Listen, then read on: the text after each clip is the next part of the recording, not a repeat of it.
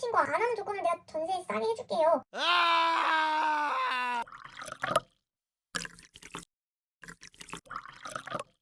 안녕하세요. 거북이재테크 리마입니다. 여러분, 혹시 이런 뉴스 보신 적 있으신가요? 2억대 빌라 30대, 이 둘이 전세 사기꾼 먹잇감이다. 전세 사기를 조심할 필요가 있다. 이들이 특별히 어리숙해서가 아니다. 2억에서 3억대는 수사망을 피하기 적당한 액수이고 30대는 인생에 있어 가장 처음 이 돈을 목돈으로 지출하는 경우가 많다. 또 빌라 전세일수록 시세 파악이 어렵다. 이 점을 사기꾼들이 주로 노린다는 것이다. 실제 지난해 주택도시보증공사에서 전세보증보험을 든 세입자가 집주인에게 돌려받지 못한 전세금 사고 건수만 2,799건, 이 중 30대 피해자가 49.7%로 가장 많았다. 세입자들이 떼인 전세금 규모도 2억에서 3억 원 미만이 가장 많았다. 사회초년생이라면 타지에서 직장을 구해 자취를 하는 경우가 많은데요. 전세보증금으로 꽤 많은 목돈을 지불하고도 받지 못하는 사례가 정말 많습니다. 이번 영상에서는 전세 사기, 깡통전세 피해를 예방할 수 있는 방법을 정리해 보았으니 소중한 우리의 목돈을 지켜봅시다.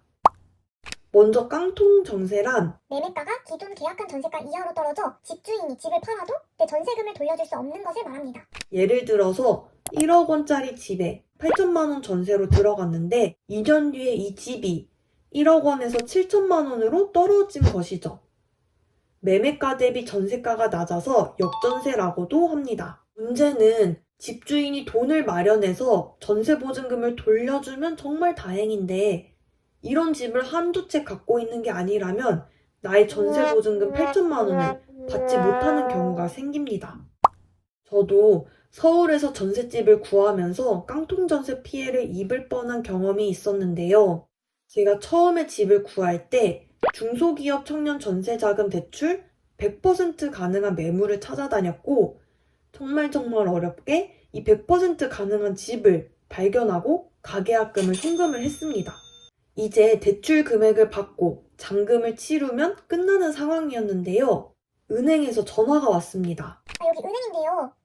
이거 중소기업 청년 전세자금 대출 100% 이거 실행 안 돼요. 대출이 불가능하다는 안내를 받게 되었는데요. 사실 전세 계약을 하기 전 등기부 등본을 이미 본 상태라 전세가가 매매가보다 높다는 것을 알고 있었습니다. 하지만 이 집주인에게는 융자가 없었고 중기청 100%가 가능한 매물이 서울에서 거의 없다 보니 제가 덥석 계약금을 보내고 전세계약서를 작성한 것이죠.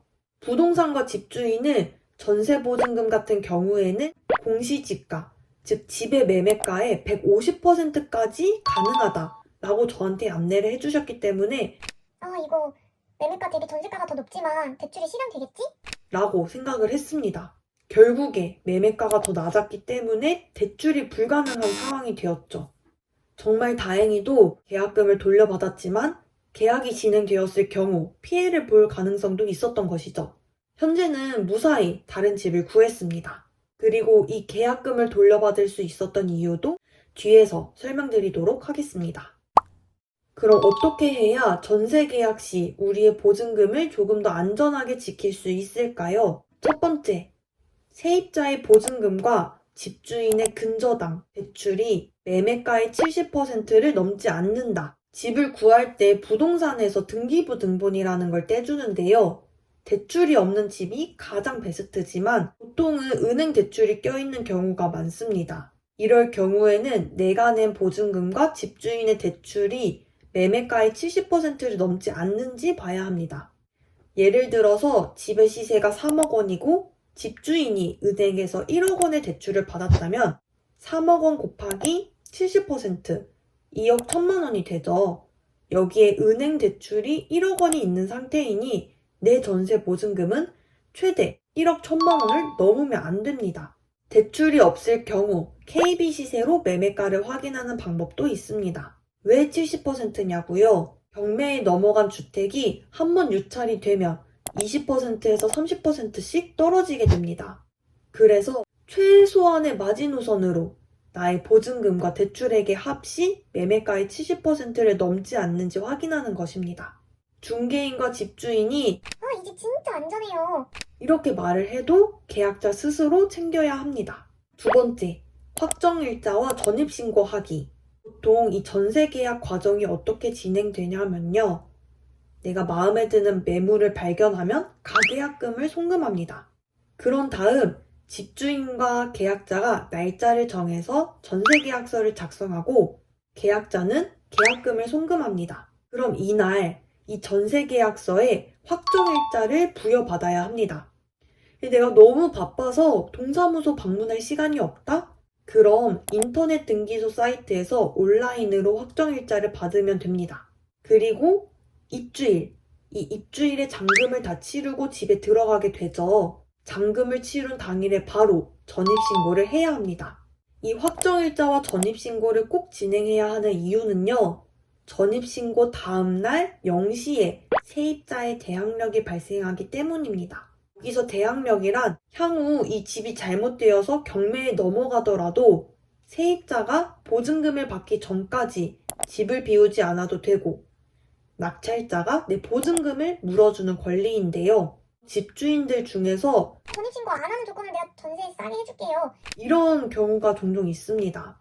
이런 경우에는 애초에 계약하지 않는 것을 권장드립니다. 전입신고를 하지 않으면 나의 권리를 절대로 행사할 수 없어요. 세 번째, 보증보험 활용하기. 보증보험이란 집주인이 전세보증금을 돌려주지 않았을 경우 보증기관이 나의 보증금을 반환해주는 보험입니다. 계약을 하려고 보니 이거 근저당이 너무 애매한데? 혹은 전세계약금 못 받는 거 너무 싫어. 너무 불안해. 이런 분들은 이 전세보증금 보험을 활용하시는 방안을 고려해 보시면 되겠습니다. 전세금 반환 보증보험은 주택도시보증공사와 서울보증보험 이 두 곳에서 가입할 수 있습니다. 마지막 네 번째, 전세계약 시 특약사항 작성하기. 전세계약 시 계약서 특약사항에 이 문구를 넣어 나의 보증금을 지킬 수가 있습니다. 첫 번째, 잔금 치르기 전까지 임대인은 추가적인 대출, 근저당을 받지 않고 이를 어길 시 언제든 계약을 무효화한다. 두 번째, 집 문제로 대출이 불가능할 경우 계약금은 전액 돌려받는다. 보통 이 계약금 같은 경우에는요, 전세금의 5%에서 10% 정도 지불하게 됩니다. 그러면 1억 원 전셋집이라고 했을 때 500만 원에서 1000만 원 정도를 송금하게 되는 것이죠. 앞서 제가 중기청 대출이 실행되지 않았음에도 계약금을 전액 돌려받을 수 있었던 이유가 이 특약사항을 작성했기 때문입니다. 이 두 가지 조건을 특약사항에 작성해 전세계약이 취소돼도 나의 계약금을 돌려받을 수가 있습니다.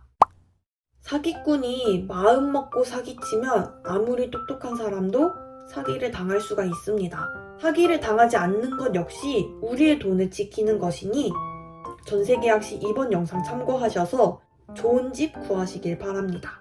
저는 다음 영상에서도 유익한 내용으로 돌아오겠습니다. 시청해주셔서 감사합니다.